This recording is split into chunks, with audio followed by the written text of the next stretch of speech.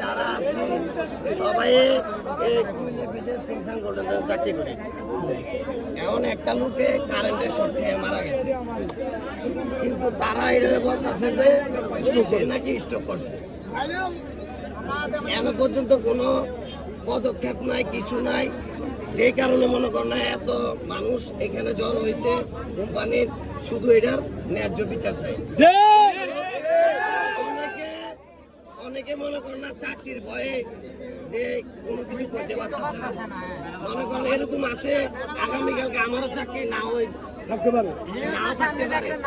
কারণ এই আমি আপনার সামনে কথা কইতাছি, এতগুলো মানুষে আছে। সিন্ডিকেটের নাম বলেন।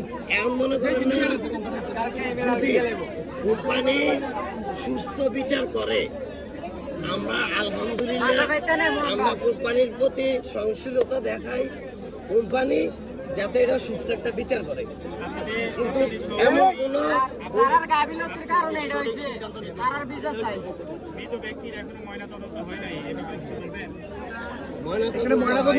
আমরা নিজের চোখের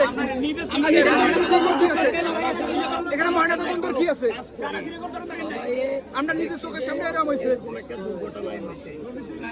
আর তারা এইটা ডিপার্টমেন্টাল লাশের সাথে একজন গেছিল, এইটা ডিপার্টমেন্টাল ওরা লাশ রেখে চলে আসছে। ভাই এর মধ্যে যে লাইনে উনি কাজ করছে, যে লাইনে উনি কাজ করছে লিঙ্ক সিক্সটা উনি ওই লাইনে কাজ করছে, ঠিক আছে। ওই লাইনে 12:30টার আগেই লাঞ্চ টাইমে আগে তাদের ছুটি দেওয়া হয়েছে। তো এর থেকে আমরা কি বুঝতে পারি এর মধ্যে কোনো একটা ঝামেলা আছে হয়তো বা।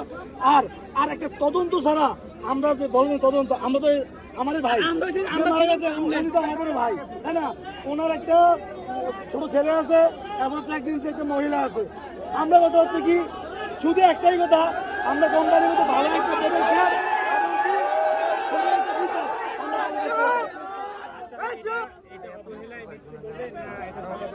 না না এটা অবশ্যই এর মধ্যে এটা অবশ্যই অবহেলিতকে মৃত্যুবরণ করছে। কারণ কি কোম্পানির যে নিয়ম রুলস, তারপর সেফটি, ওই জিনিসটা আমরা কোম্পানি দিতে পারি না 100%। আমরা